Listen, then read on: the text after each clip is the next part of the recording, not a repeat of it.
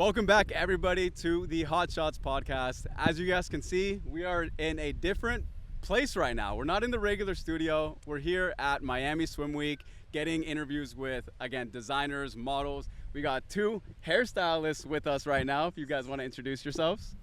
I'm Lacy Teal. I'm from Phoenix, Arizona, and I work runway as well as bridal hair.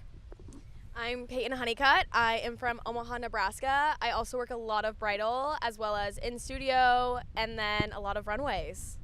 Awesome. Well, thank you guys for joining us. It was Thank you super for having crazy us. how we just met each other on the plane and I was just telling her, I think it was meant to be. honestly. 100%. Yeah. 100%. Oh, I gotta talk in the mic. But yeah, I mean, starting off, let's kind of talk about your guys' story. How long have you two known each other? How many fashion weeks have you guys done at this point? And kind of a little bit more about what you want to tell your audience. Wow. Okay, so what's funny is Payton and I just met Paris, February of 25, right? Which feels like forever ago, but I it's know. just a year. I know. So Dang. it's funny, and something we were talking about earlier is like once you get into runway, you're in. Yep. So you don't just do one show. Like you've done a show and then you're doing the next show, Like she had a whole streak where she did New York To Paris, and to London. Dubai, Wow. to London, Yes. to Dubai. It was like 2 months of just straight on an airplane. Right. Dang. Yeah. So How was that whole experience? Or you can finish and then you can kind of go into that experience. oh no, go ahead. I mean, it's my favorite thing ever. So I love a hustle. I love like the chaos of just like one runway show. I was home for 36 hours, packed, repacked, did some clients in the studio, jumped on a plane to London, went straight from the plane to shows for 4 days, home for 5 days, went to Dubai. It was just so fun, and you come back like so fulfilled. So I remember coming home and I was like, did I just hit a wall? Like, what's happening? You like, hit did I really walls just for like go all sure. over the Yes. entire world and now I'm back in Nebraska? Mm-hmm. Like, what is life? So that's something when I worked my first show, which Paris was like my first one, they warned us. They're like, the depression that comes afterwards is so real, and I feel like no one knows that. No and one you knows would, that. If you've never done it, you don't know it, but we get to go to these amazing places and live in a world that's not our real world, Yep. right?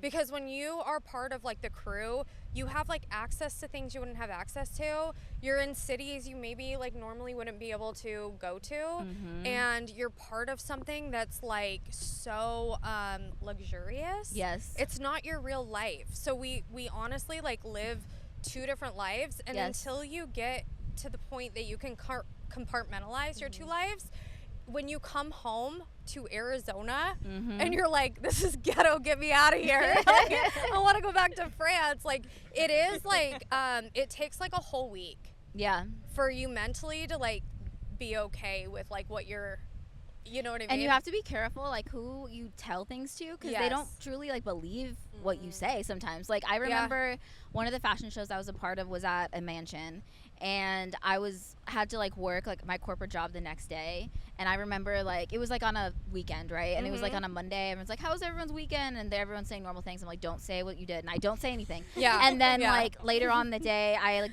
briefly mentioned, they're like, wait, you were where? And I was like, because it's like it almost feels like they just don't believe it. And then Yes. sometimes people that are, you know, not in entrepreneurship worlds or in creative worlds, they just truly don't understand it. No. You know, and that's what's also tough to a certain element. So talk to us a little bit about the chaos. Like, explain why you love the chaos, because I think that those that haven't been backstage at a fashion show don't really understand when you say I love the chaos. Talk us Yeah. through what that means for both of you guys.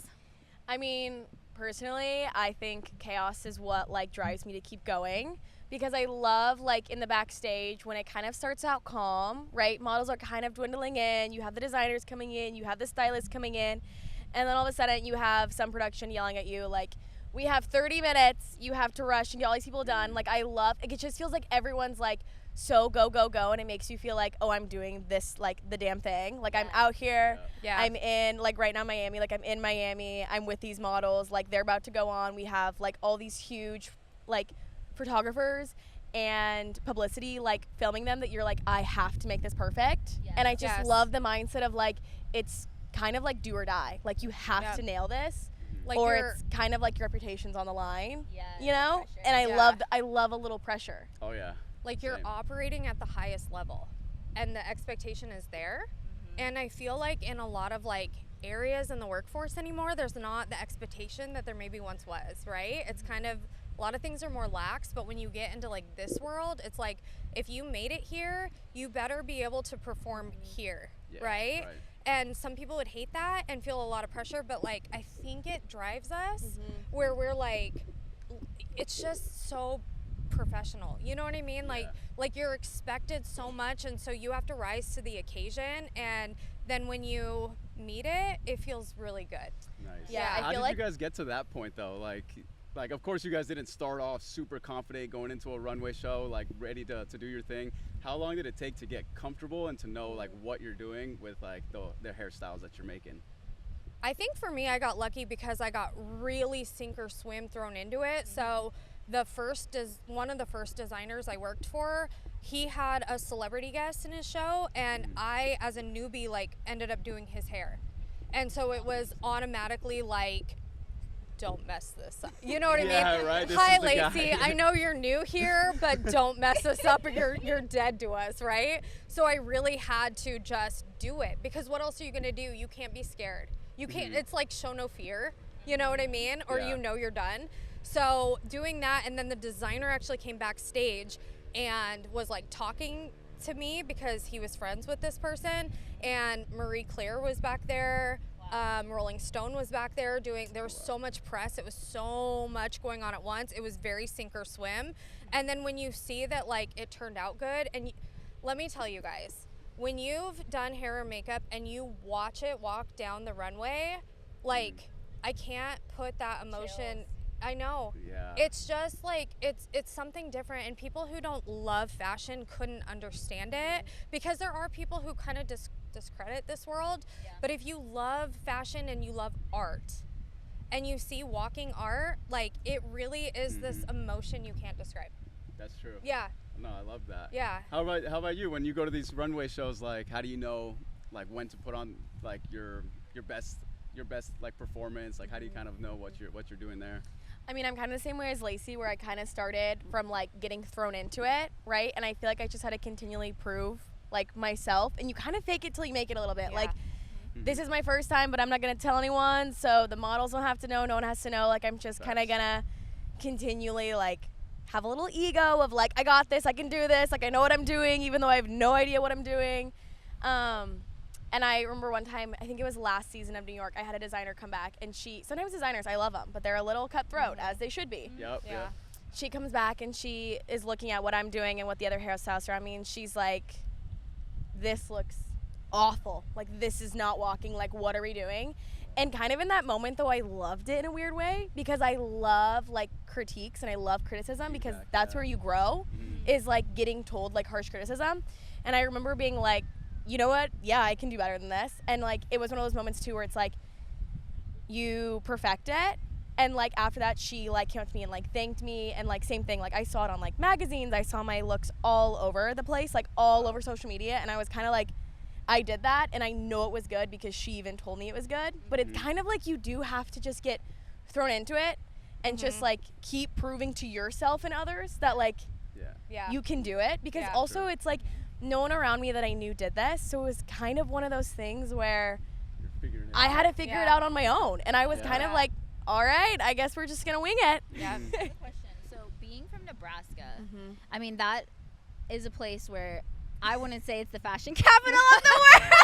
I wouldn't say that either. So how did you get into the creative? How did you get into hair, like specifically being in Nebraska? Like, I would love to understand how you got to this point. I mean, little baby Payton always said in her little journals, like, I want to be a celebrity stylist, right? Wow, but like everyone was like, you are so crazy, that's never gonna happen, right? We're in Nebraska, you're in the Midwest, like no fashion shows, there's nothing there, right? So I went to hair school, and I just kind of like, I do hair in my studio, I still have my clients back home, I still do a lot of bridal, a lot of travel bridal, but like I was reached out to on social media by someone who works with the production, and he had just seen my stuff, and he was like, hey, do you want to come out to Paris? And I was like, so is this a prank? Like, if you're pranking me, like, that's what I was saying. It doesn't feel real. Like, it didn't feel real because I was just like, what have I done to deserve this, you know? And so it ended up being real, and it was one of those things where I just like made connection after connection, and I love to like go and talk and meet new people. Yes. And that's where you have that's what you have to do to get somewhere in this industry. And so like from Paris, I went to New York, and from New York, I went to London, and I went to Dubai, and I went back to Paris, and like, I just met all the people, but like not a single person in Nebraska does runways. So everyone is kind of like, is this like, are you faking this? It's like some people are kind of like, are you like living in Delulu land? Yeah. Like, is this where you, and I'm like, I honestly kinda. can't believe it sometimes, because I tell people from Nebraska and they're just like, people live there? Yeah, like, no, seriously. I thought it was cornfields, and I'm like, it's both, but yeah. And we spoke before we started the importance of delusion. Like, Yeah. you know what I'm saying? I just feel like in this industry, you have to have a certain level of delusion. And I remember, like, when I was speaking on the podcast as a person getting interviewed, I was mentioning, like, when I started as a stylist, I owned it from the jump. Like, someone would talk to me and be like, hi, I'm Colleen, I'm a fashion stylist.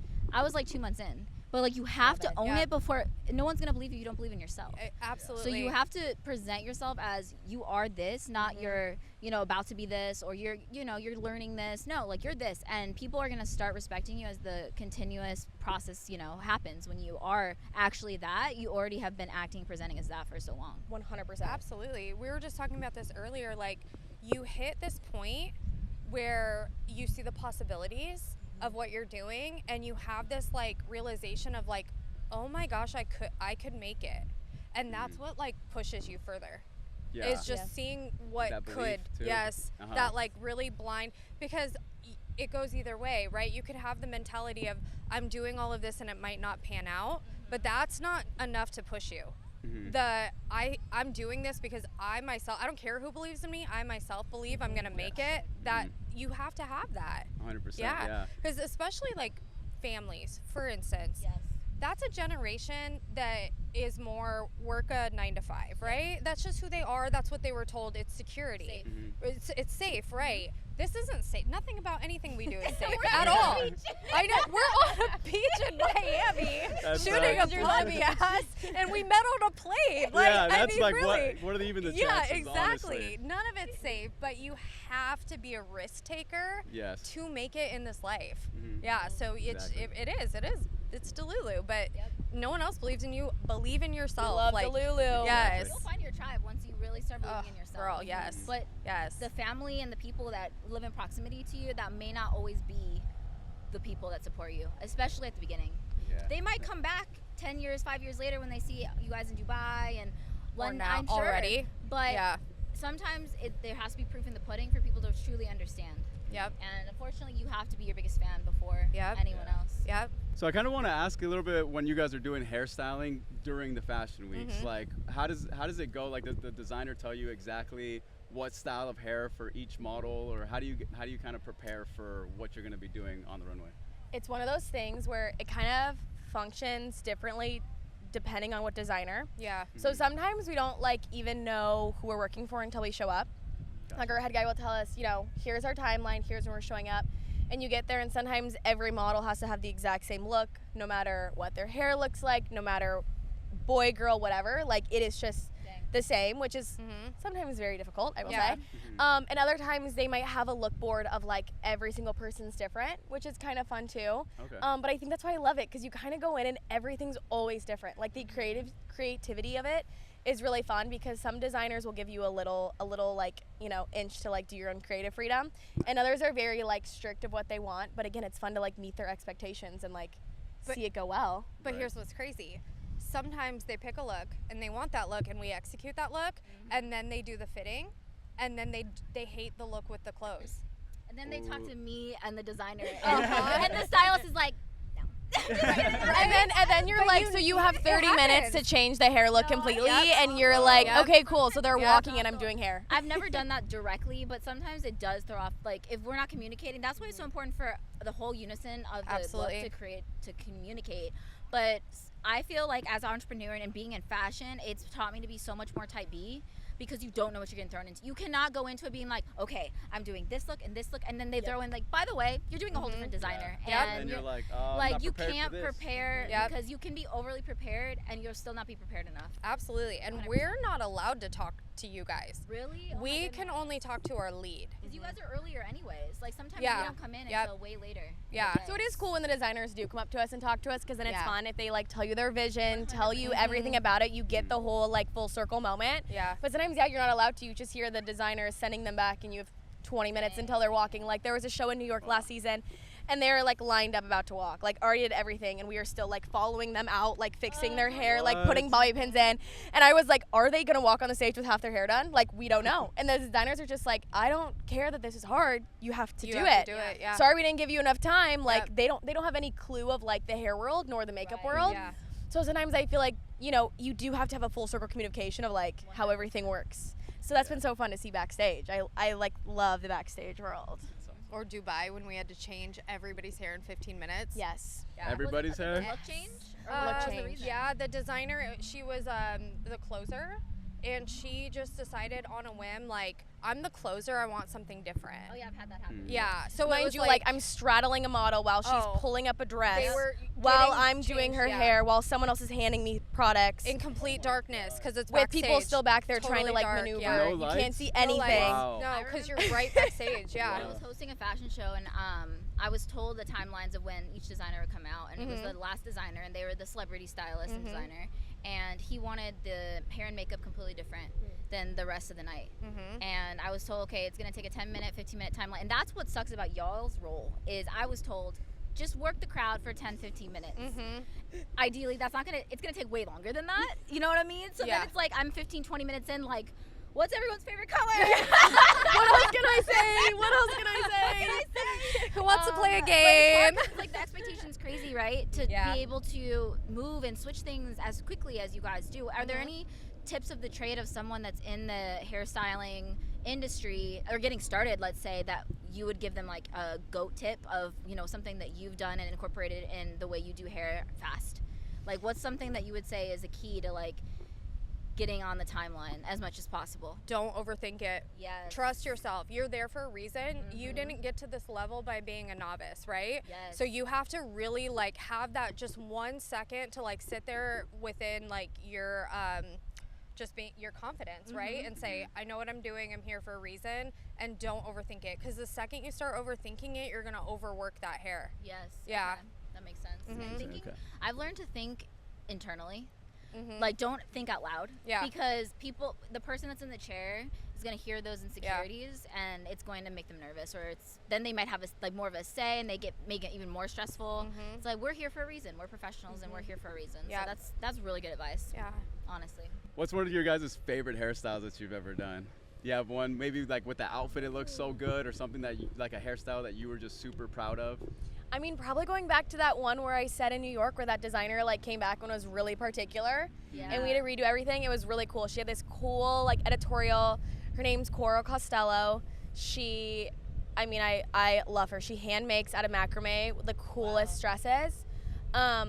But I didn't even know what their look was. I just knew their hair, and it was like this sleek editorial, like braided, like pieces are on the face, like very edgy, and I love that. Like, I love something that's fun and different, and like each model's gonna be a little different. Yes.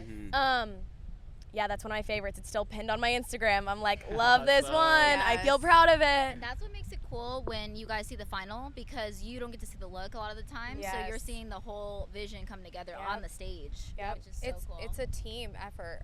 Absolutely. Every single piece of the puzzle has to like perfectly fit. Yeah. Yeah. So we were talking on the plane, because I kind of want to get people who are just starting in styling, like want to know how to kind of break in. And we were talking about this on the plane, where when you first did some of your gigs that you had to pay to get in.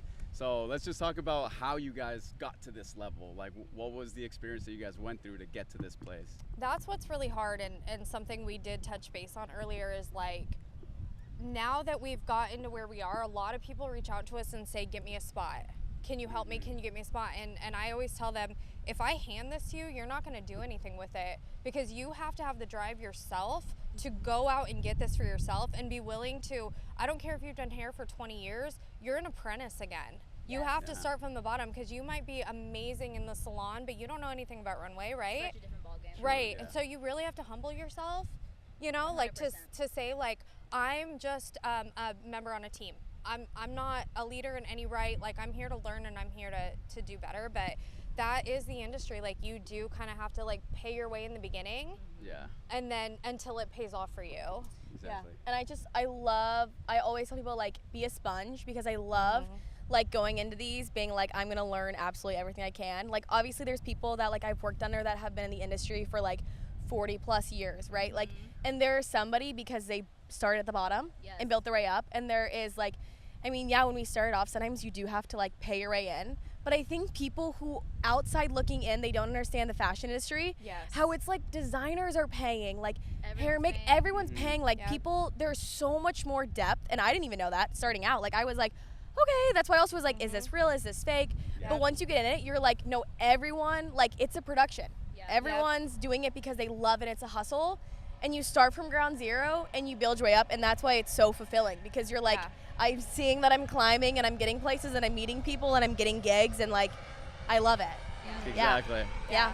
I invested so much the first like 3 years. I bet. Especially with collections. Like I had to prove myself. First, I was talking to you guys earlier. Like as a stylist, I had to prove that I could put looks together even without sewing. And like I was a thrifter, so that's a whole different persona and world. But I invested thousands of dollars in looks and collections, and I invested in media and videography and photography on my own, not with the production, so that I could build myself. So it's like there's so much investment that goes into it that a lot of people don't realize, right? They truly don't understand what it takes. I think people think it's like handed to them, like everyone that's made it, it's handed to them, but that's just not the case. Like you do have to invest in yourself. And so I feel like that's how I've been doing it the past year or so, that I've really just like full sent this, is I'm like, I'm investing in myself, I'm investing in my career. Like if I want to get to my goals, I can't just like jump, skip, and step and I'm there because it was handed to me. And that's what I think people think. So they're just so like small mindset.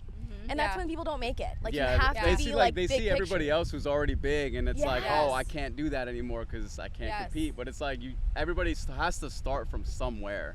So like, I mean, going from that, like, how much experience do you guys have? Like, how many years do you guys have so far in doing hair? So hair or runway? Both. Kind of both. Yeah. Like how long? Just so people can know, like, okay, this, like, you guys know what you're doing, you know, all that. This is my 20th year with hair. I've been doing hair for 20 years now. Runway I just started a little over a year ago. What, year and a half ago in runway. But I will say I had kids really young, so I wasn't in the position when I've always wanted to do runway, and I knew that I would when the timing was right. But when my kids were little, I couldn't be in Miami like this. Bye kids, mom's gotta go work in Miami. You know, me posted me drinking on my Instagram, like, no, that's not gonna work, you know. But so I had to kind of wait till the timing is right. But so about a year and a half in runway, but I've done, oh my gosh, I don't even know how many shows I've done. Probably 10 total between local and international. Wow. Within a year and a half. That's crazy. Within a year. This summer is coming up on 5 years of me doing hair. I jumped right into it after high school, so coming up on 5 years. And then editorial runway work has been just over a year and a half. I started fall of 2024 is when I got my first introduction to it. Nice. And after that, I just said yes to every single opportunity. Like I said, when I was in New York and they were like, do you want to jump on a plane and come to London in 3 days? And I was like, sure, I got Dubai in 2 weeks, but I'll come. Like, I'll make it work. And it's just, I love saying yes to everything. So, I mean, a year and a half in runway, but like I've done so much where I'm like, the sky's the limit. The experience matters sometimes more than the amount of years too, because you can be working the same thing for a very long time and not have the same experiences that someone that is both of you jumping into things and boom, boom, boom, boom, boom. It's just not the same.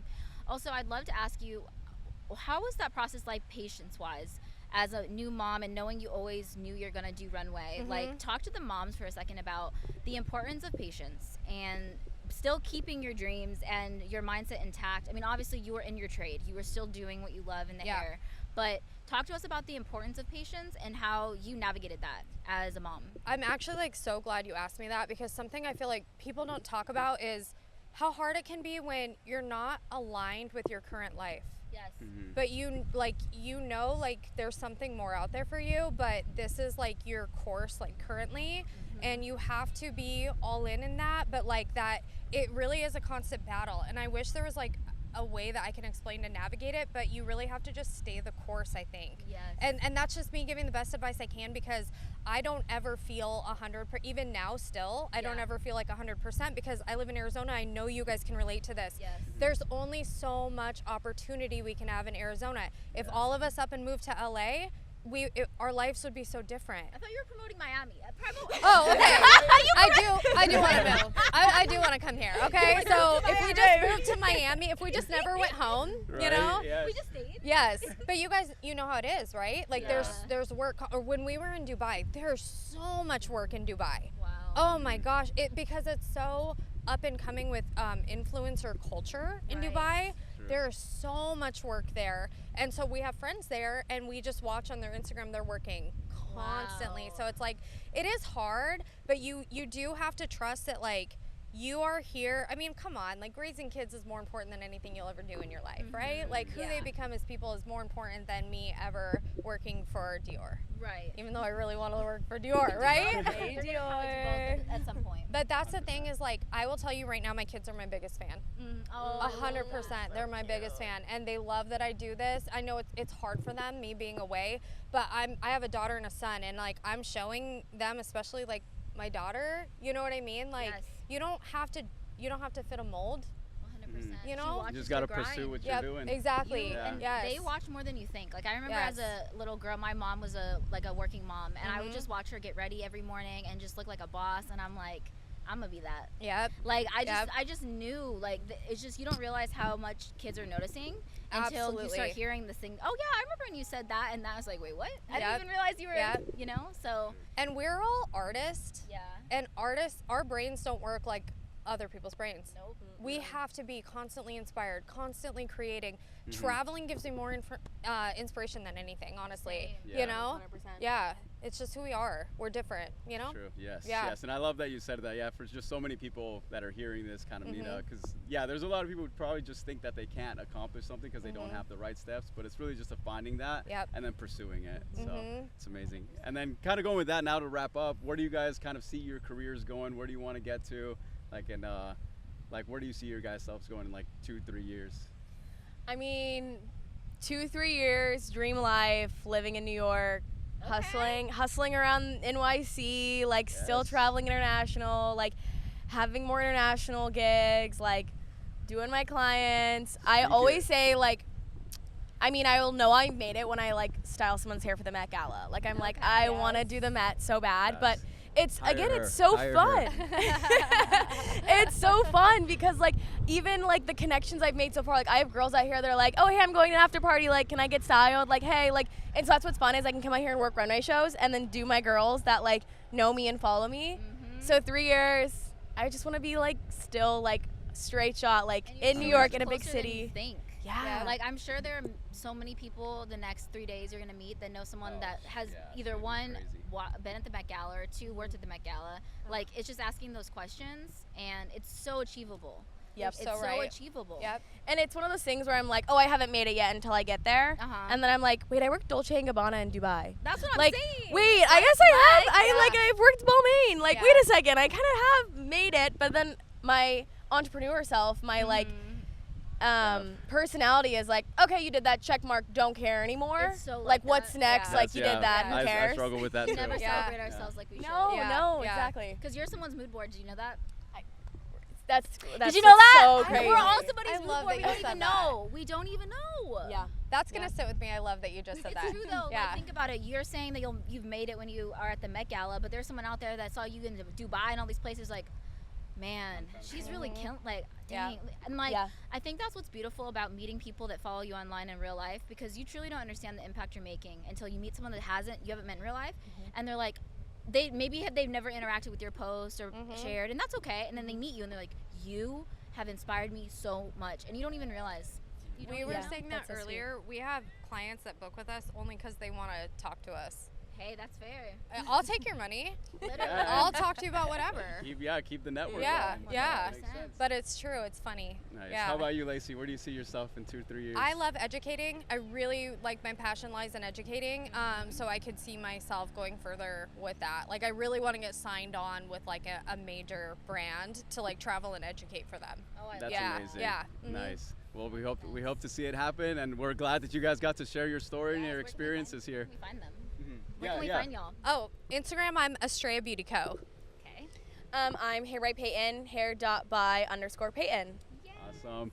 Thank you guys for watching. We're going to be here at Miami Swim Week until Sunday, so be on the lookout for a lot more podcast episodes. Be sure to follow our very first guests on their Instagrams. Will be in the link in the link will be in the description. So go check them out. And thank you guys for joining us. Thank you guys for having us. Such This a was blast. amazing. This was so fun. In the I'm so Miami glad sun we on the did beach. this. Right? Yes. This is the Couldn't perfect ask for a vibe. better I was like, time. we got to make it Vibe. on the beach. Yeah. Such a So. vibe. Any other podcast after this, I'm gonna be like, is it on? Is it on? It's on the beach in Miami. Like I don't want to do it. Right? No. If you guys enjoyed the podcast episode, please give it a thumbs up. Subscribe if you are new, and we'll see you guys on the next episode.